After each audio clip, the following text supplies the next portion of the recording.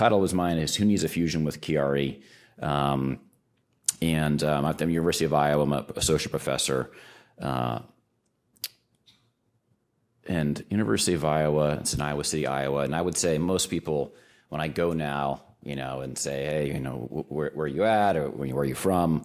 Say I'm from Iowa, University of Iowa, I'm a neurosurgeon. They say, oh yeah, we know this Caitlin Clark. I mean, that's like the most famous person from Iowa right now, and that's all I get. So anyway, if you don't know, she's this record-breaking, amazing female athlete who shoots these three-pointers from the huge distance that requires incredible strength and with incredible accuracy. So, well, as Dr. Grant mentioned, I learned a lot of my skills and Chiari surgery, and we'll talk about fusions here, but from Arnold Menezes, who's kind of a pioneer in the whole world of Chiari and these abnormalities at the skull base.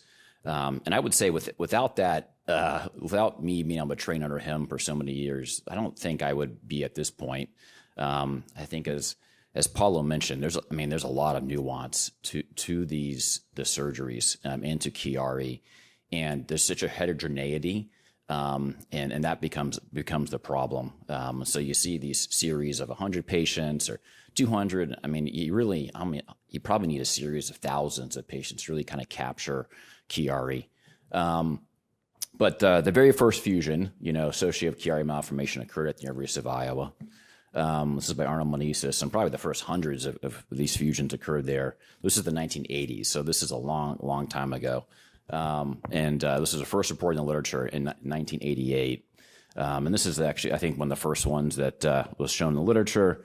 And I'm going to point out some things here. And let's see. Yeah. The key here is there's this bony abnormality, and this is the brainstem. This is the ventral, we call ventral brainstem compression from in front, essentially. And it's really pushing in kind of, you see compressing, almost squeezing the brainstem back. And here you can kind of see a little bit. These are old MRIs, but you can see this kind of whiteness and causing some probably ischemic change to the brainstem. And that will lead to all kinds of brainstem dysfunction and kind of cranial nerve issues. So yes, there is some tonsillar herniation here, but the other problem, though, is that ventral issue. And that's due to some congenital bony abnormalities, ligament abnormalities I'll talk about. So this requires more. If you just do a decompression in the back, you can see that's not really going to help that much. The bigger problem is in front, right?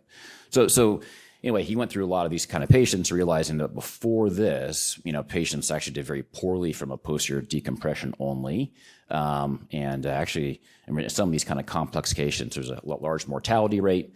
And so develop a new algorithm and doing basically a kind of realignment of the spine. At that time, we were doing a lot of decompressions from in front through the mouth, a transoral approach, and then a fusion from behind, as well as a decompression.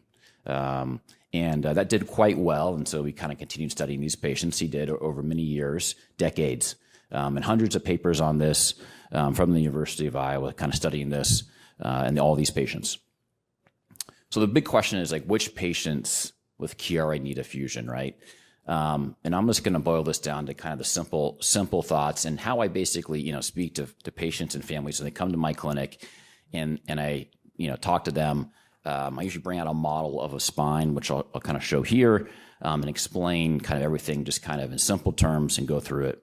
So we know that this posterior fossa decompression is effective at treating a Chiari, and there'll be plenty of examples of that. However, some patients with Chiari have these bony and ligament abnormalities. These are either congenital, so they're born with it, develops in the first couple of years of life, or it's really acquired, which I'll talk about. And these abnormalities, it occurs where the skull meets the spine.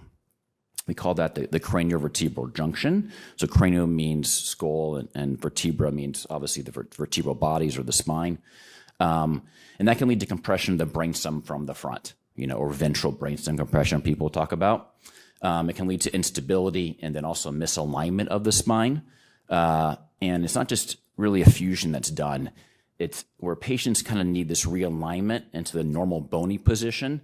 And then the fusion is really to maintain that position, right? So if someone just says, oh yeah, I got a Chiari decompression and I got a fusion, it's more than just a fusion, and I'll talk more about that as well.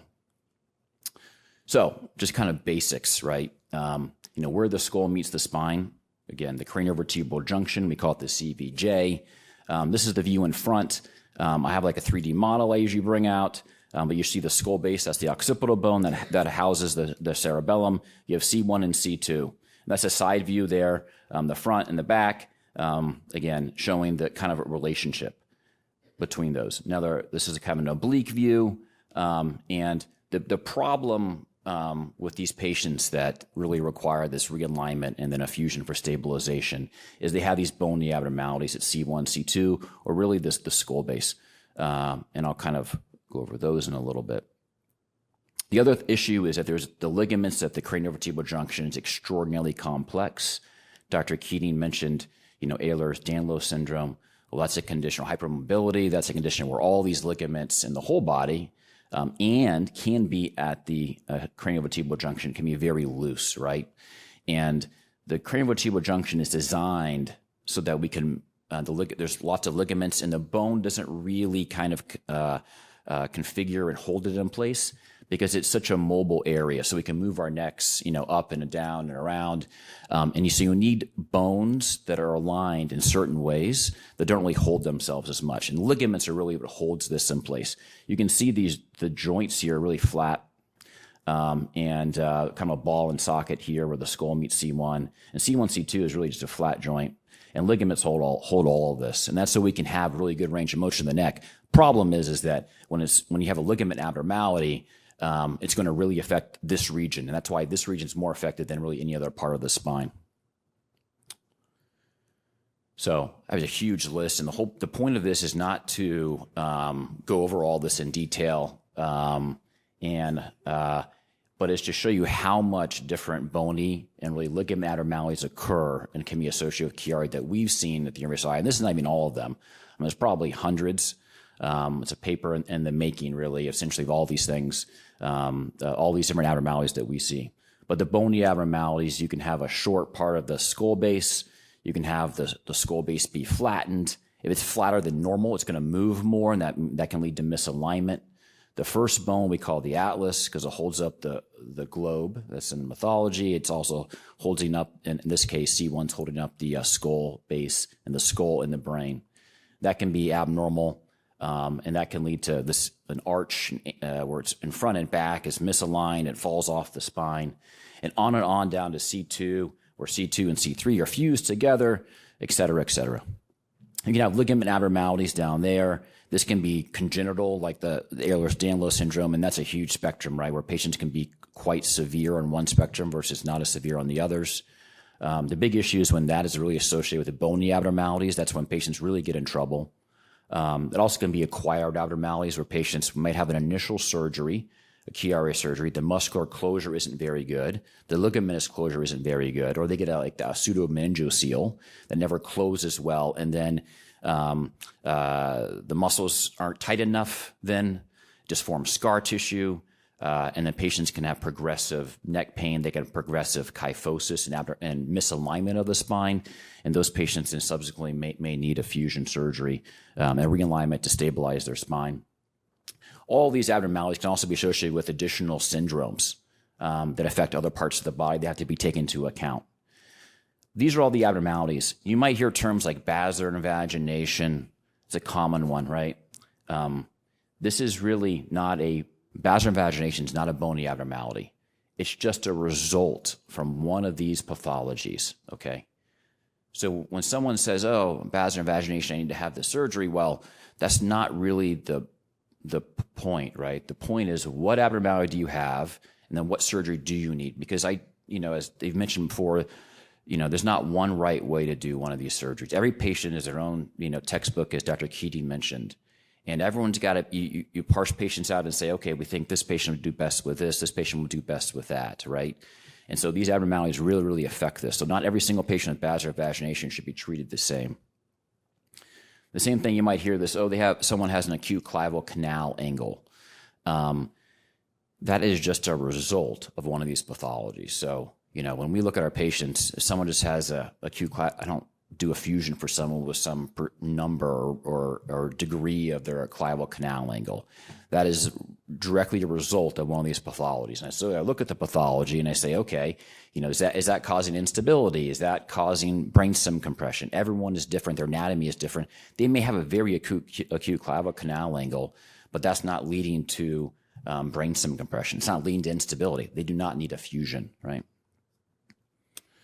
So this is just a slide showing you, all these different abnormalities, and I could show you, hundreds of these. But the one thing you'll notice on this, right, is that you'll see that it doesn't look like your typical Chiari malformation where you just do a posterior decompression. You see kind of the ventral brainstem compression. The spine in front is really, really compressing the brainstem. You can see those, like, oftentimes just the bones are abnormal. And the good thing about MRI is that it shows you all the neural tissue, right?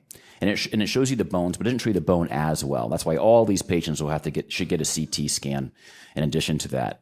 Sometimes radiologists or even the neurosurgeons it's hard to see some of the bony abnormalities on an MRI because it's not that great at looking at the bone. So they really have to kind of go through it kind of carefully. If there's any question, a CT should be done.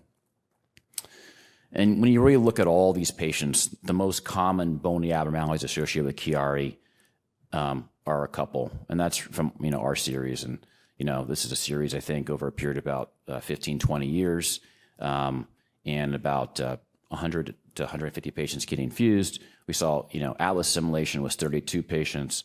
The sclerophile abnormality, that's where C2 and C3 are fused together, and you can see this kind of gap occurs between C1 and C2. And you can see the gap on the side views here. And this is when basilar vagination occurs, where basically this part, the odontoid, goes up into the skull base, and it causes compression of the brainstem, okay? And that's really the definition of basilar invagination. You can see here, this is where these joints are very flat on the skull base in C1. That can lead to more mobility. Atlas assimilation is where C1 fuses to the skull base. Again, this all can lead to instability and that brainstem compression. But it's just really important that if there's any suspicion that patients get evaluated to look at these abnormalities, because it's really going to change their treatment going forward. So Dr. Menezes, as mentioned, pioneer, kind of had this initial treatment strategy in 1980. This was updated in 2015. You see it getting more complex. And then in 2022, we just kind of recently updated it. I'm not going to go through all this. I'm just going to hit the highlight points. And really, the highlight points are what imaging and studies are needed to determine whether someone needs this fusion. And again, it's this realignment and fusion that's most important. And that's where, of course, you get that MRI of the brain and spine. They identify they have a Chiari malformation. It identifies, do you have maybe a possible, bony abnormality, ligament abnormalities, look like your typical Chiari malformation. You can see the bones that are altered on the MRI. But if there's any question, okay, I get a CT scan. And I usually get it with 3D reconstruction where the skull meets the spine. So then I can turn it around, I can look at it, I can compare it to the typical normal anatomy in the model that we have. And I get a flexion extension MRI, okay? And we do that in the MRI scanner. This is kids or adults. And if kids, they need sedation, I have no problem sedating someone and getting a flexion extension MRI. That's always a question. People called me from other places. I have friends, other neurosurgeons that say, hey, the radiologists are very concerned about getting this flexion extension MRI. I'm like, well, I've done, I don't know, hundreds and hundreds of patients with this. And with Menezes, we're talking thousands of patients. Because it's such a short time in which someone is in a flexion position. It's not going to damage at that point, not going to damage the brainstem, right? So we get that. The reason why I don't get it, some people might say, why don't you get it? What about CT? Should you give that in flexion extension? You can do that. We don't do that. I don't do that because it's just too much radiation. You're giving a CT while they're in flexion, get another, CT where they're in extension. And we know that radiation causes problems long-term, right? You don't need that. The other thing with CT is you don't see the actual neural tissue and what it's compressing. On MRI, with flexion extension, you can see the neural tissue. So those are the big things. And I always get cervical x-rays. I get it upright because I want to see what the normal position was when someone is standing, okay, not when lying down on a CT scan or an MRI, right? It's not with gravity. I want to see what happens when they're standing upright. Are they kyphosing? Is the alignment normal? Have they lost their lordosis, which is the curvature of the cervical spine? I will get that with flexion and extension as well. So that's flexing your neck and extending your neck. The problem is that, I get that just so I can see gross changes with that. The problem why you have to get that flexion and extension MRI is x-rays in these cases, just you cannot see the motion, the movement where the skull meets the spine, because you have all of this, the skull base and all the temporal bone and all the ear canal, all that's basically preventing your ability to even see the bones at that level, especially when you have these bony abnormalities that pushes the spine up even higher than normal. So it's literally impossible to see that. So someone's saying, oh yeah, no, I get cervical spine x-rays of flexion extension. It shows all this instability at the craniovertebral junction. I mean, that's real challenging to see. In some cases, you can see it, right? Very obvious cases, but some of these things, most of the cases, it's important to get the MRI. All right, and then we talk about, what to do in these kind of cases. And every case is a little bit different. But I would say, when Dr. Menezes first started doing this, a lot of the cases were done from in front to decompress the front part of the brainstem and the bony abnormality that's compressing the brainstem and from in front. Over the years, we've really reduced the number of we call it transoral procedure or endonasal endoscopic through the nose procedure. We really just don't do that much anymore because of really, just learning more, better techniques, and new technology, the ability to use screws, rods, and manipulate the spine in ways which, we couldn't do before. And so this is just showing you what we get. This is an O-arm. This is intraoperative, essentially CT scan that we can look at after we put someone in traction to see what kind of alignment we get. And we keep these patients in traction during the surgery. You can manipulate the head and the spine during that procedure to realign it. It helps us to also do the decompression. And then we place, there's a plate and there's screws and rods that are done. And then you can use distractors to also then again continue to manipulate the spine. Okay. And yes, this is, requires some skill and knowledge and nuance and technique.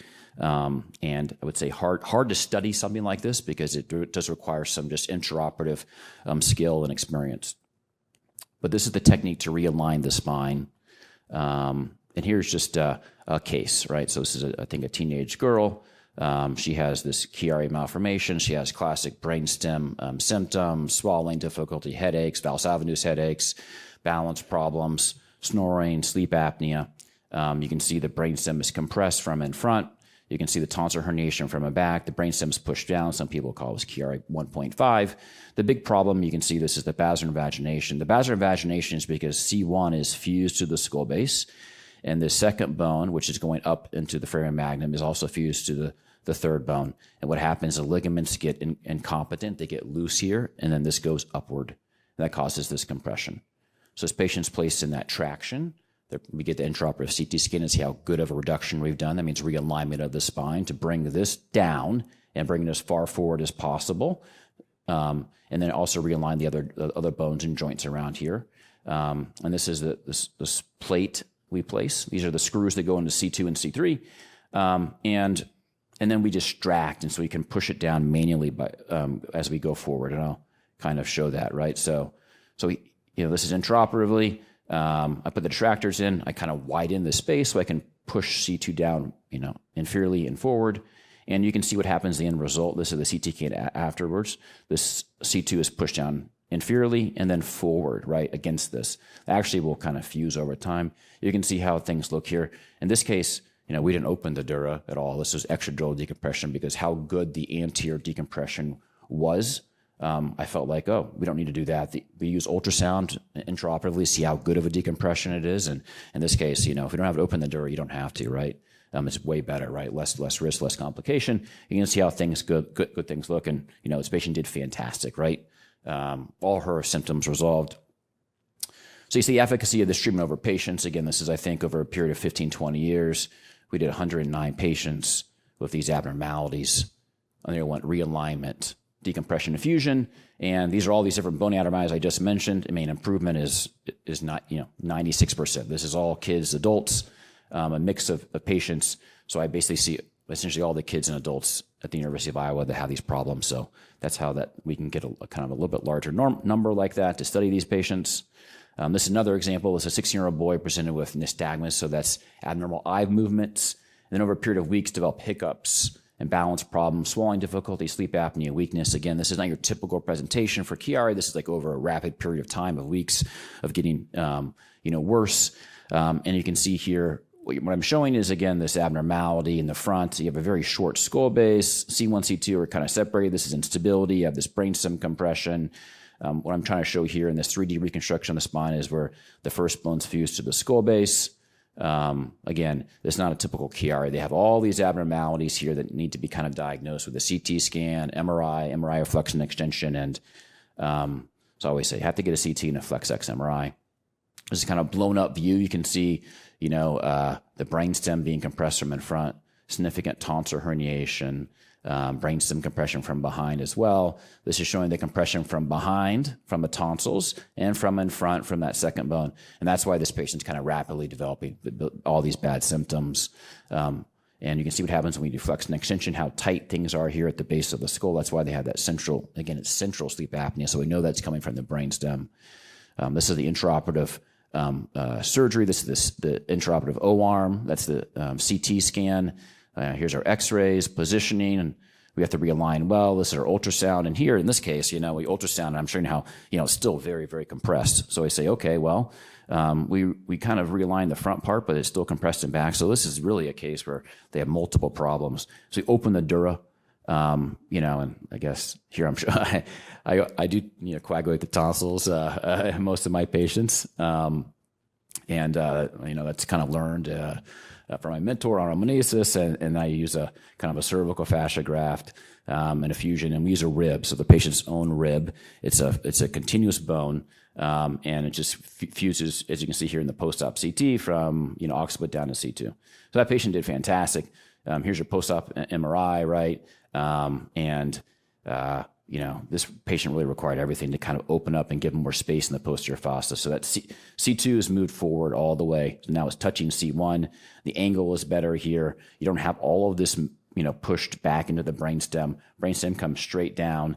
There's no more pushing down of the tonsils into the posteriorly into the brainstem or spinal cord.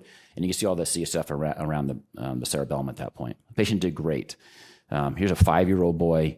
And headache, swallowing difficulty, choking, snoring, a similar kind of phenomena. I won't kind of go through everything, but ventral brainstem compression. This is a realignment. This is also extradural decompression. Patient did fantastic.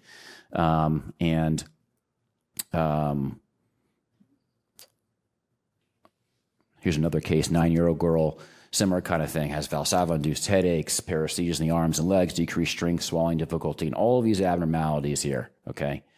And they're all kind of complex. You need that CT scan, you need that MRI, and this is kind of pushing back into the brainstem, has this large pannus here, and this patient also had ligament abnormalities.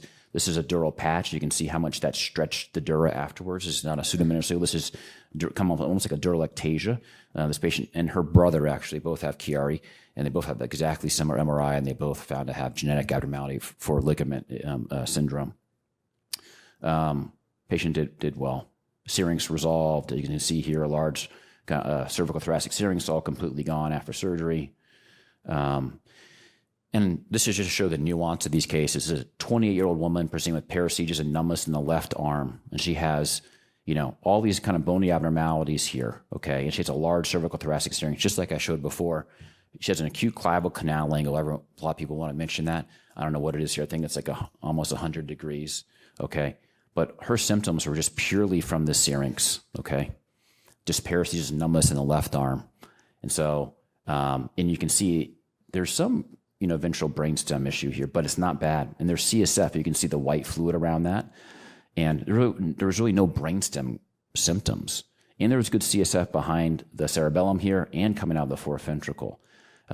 So we went back posteriorly here, took off the back part of the skull, took off part of C1, extradural decompression, and the ultrasound looked great. You can see the kind of dura, bulging out here, and the syrinx almost completely resolved, right? That's it. No fusion, no, just extradural decompression, no intradural manipulation of the tonsils, none of that.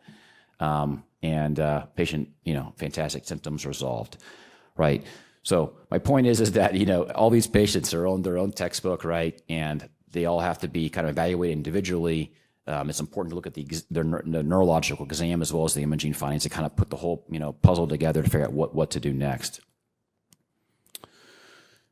So summary of which patients with Chiari need a fusion. And again, this is like as simple as it can be, but it requires a lot more than this, like in terms of neurological exam and for, but the ones you'd be concerned about: congenital bony and ligament abnormalities, that leads to instability, especially if you see something on flexion extension, or x-rays, brainstem compression from the front or with the brainstem dysfunction, poor dura, ligament and muscle closure during a previous Chiari surgery, right, where they have a very large pseudomeningeal seal or weakened neck musculature, and it's pulled apart, and you can even see this, the divot going in, right, where the muscle is just completely pulled away. That can lead to, misalignment where the skull meets the spine. It can lead to progressive kyphosis, instability, brainstem compression from in front, and those patients then may need a surgery. That's it. Thank you.